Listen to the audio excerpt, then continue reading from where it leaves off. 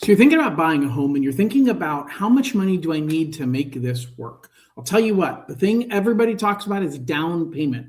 The hidden part that nobody talks about is closing costs. And it can make the difference between whether you can successfully buy a home or not.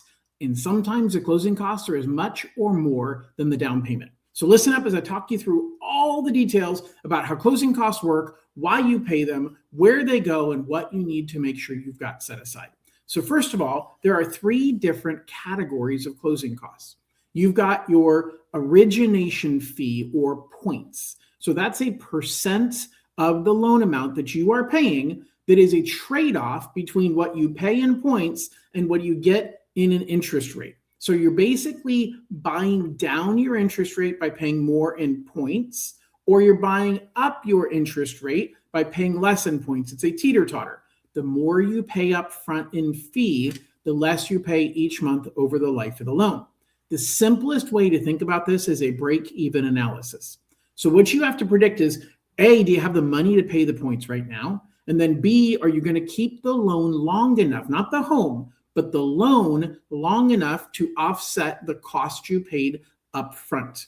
There's a couple of pieces to this. Number one is some loan programs don't give you a choice. Some loan programs, the origination fee or the points are required as part of the program. Some loan programs, most loan programs do give you a choice, but a lot of the down payment assistance loans don't. So just be aware of the fact that if you're doing down payment assistance, you may not have a choice of having less origination fee or points.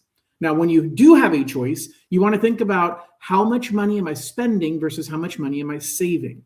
Now, for those of you that are advanced in financial math, you might say, well, John, wait a second. You've got the cost of money today versus tomorrow, or inflation, because $1 today is not worth $1 tomorrow. And that's very, very true. Plus, you have the opportunity cost of, hey, if I kept that $1 and I invested it, it would actually grow to be more than $1 in the future. That's also true. I'm ignoring all of that. I'm pretending everything is equal, no inflation, no growth of money.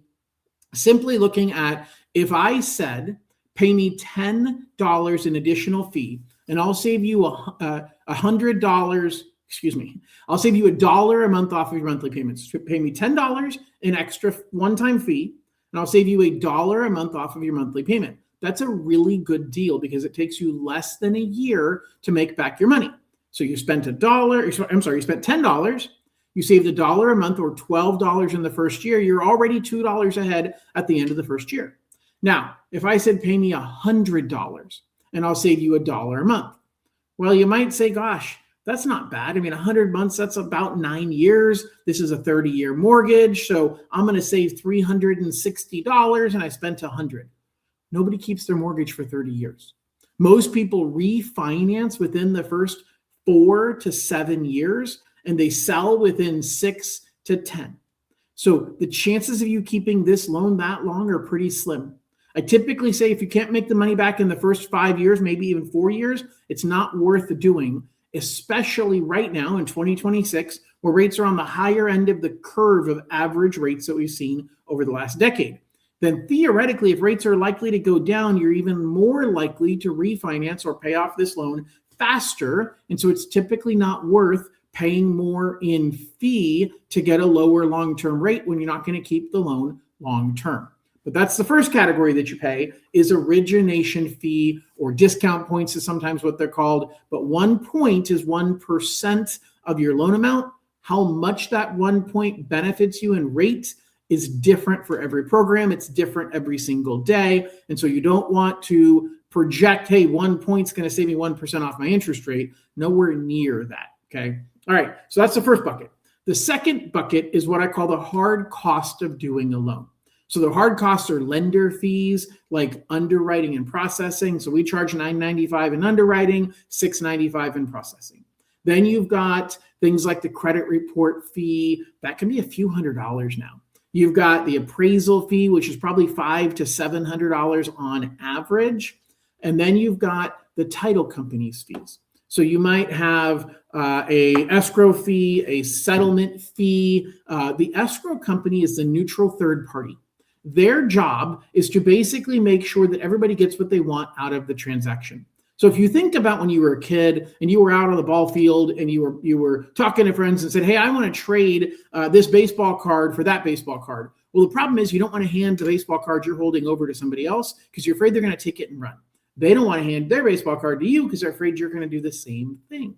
So you find a neutral third party and give it to a teacher. And you say, here, teacher, here's mine and here's his. And then great, the teacher says, yep, these are what you expect. Here you go.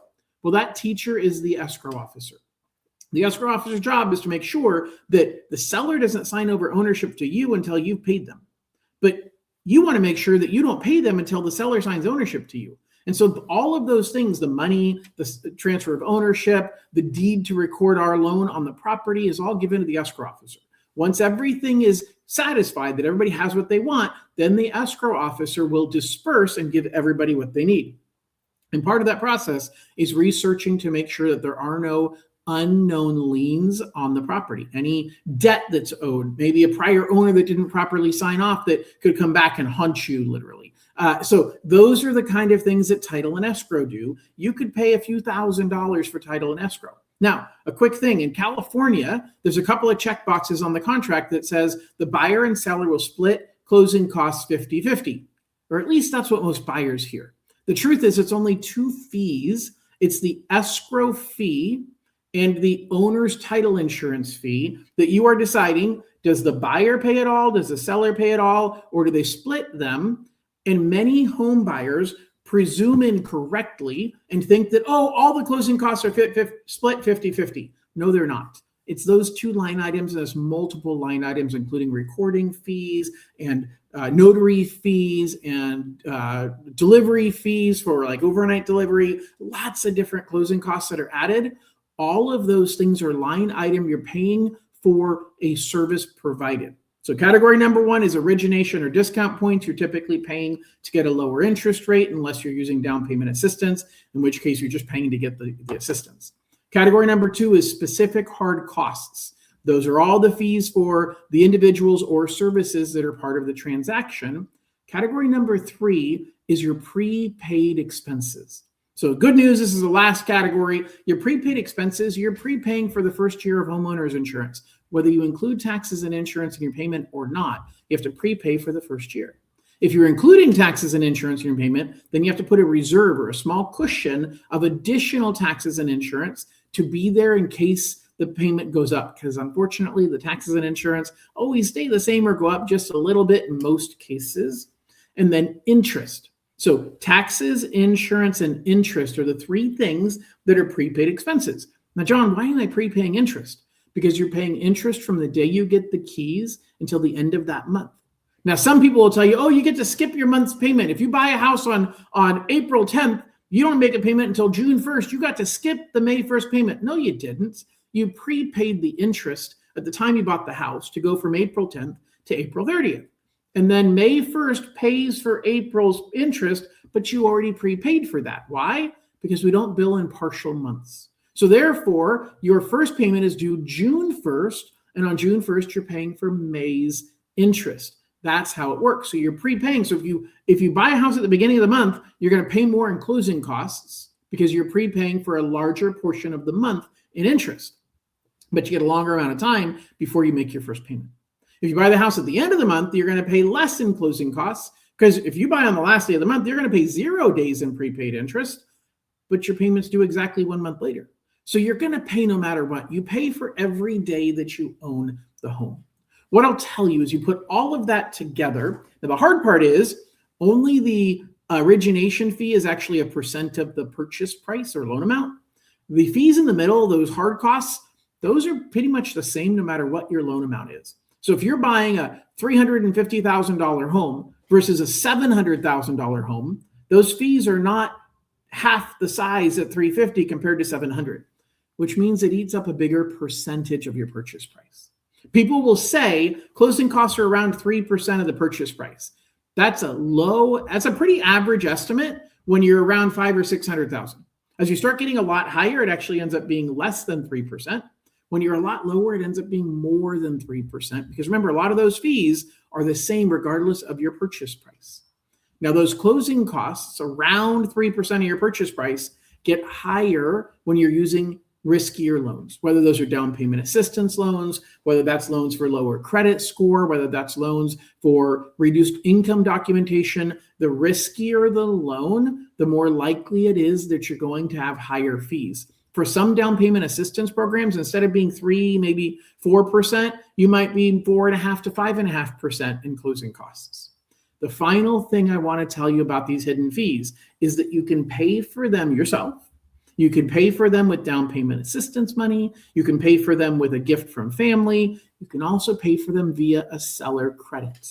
Just be careful because some loan programs limit the amount of seller credits you can get. If you're buying your first home, if you're buying, no matter what, if you're buying a primary home, you could typically get at least 3% from the seller towards closing costs. Now that 3% is what I would allow. That doesn't mean the seller is willing to accept it, because when you ask the seller to pay closing costs, you're making the seller look at two things. The first thing the seller is looking at is, wow, if this person doesn't have money for their own closing costs, what if their car breaks down? Now they're not going to be able to buy my house anyway. So it makes them look at you with a little bit of concern about your ability to actually perform or complete the purchase. Secondly, they're not getting as much money. You say, hey, I'll buy your house for $500,000, but I want you to give me 3% or 15 grand towards closing costs. Well, that means you're only getting $485. If somebody else is offering $490, that's a better deal for them than the $500 you offered, because your $500 really only means $485 for them. And the house has to appraise for $500, even though they're only getting $485. But let's pretend that the house has been on the market for a while. And you're thinking, man, I could lowball this offer and I could save $15,000 off the price of the home. Remember, you might only be putting 5% down, which means out of your pocket, you're only saving 5% of the 15 grand up front. You don't save 15 grand out of your pocket. So instead of lowering the price by 15 grand and having the seller feel like, man, I don't know if I want to take this. I really think my house is worth the $500,000. What if you offer them full price?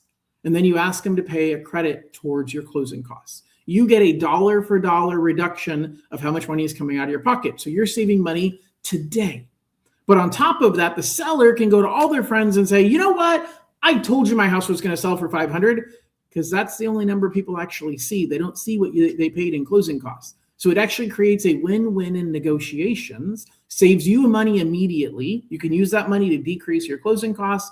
You can use it to buy down your interest rate. You can use it for temporary buy downs that lower your payment for a short period of time, so you actually get the money back in your pocket very quickly. There's lots of ways to use that. It's about strategy. And I'm going to be really, really clear. I am doing this video because I am interviewing for the job of being your lender. I want to help you strategize. I want to help you think through all of these scenarios, all of these options to decide what's the right way for me to put this recipe together to build the best offer I can to get the right home at the right time for the right price for you and for your family. So I appreciate if you'd reach out. If you have any questions at all, there's probably a QR code floating over my head or links down below. Reach out. My team and I are looking forward to taking great care of you. I am interviewing for the job of being your lender, and I'm looking forward to helping you navigate these waters of homeownership. Thanks so much and have a wonderful day. Bye-bye.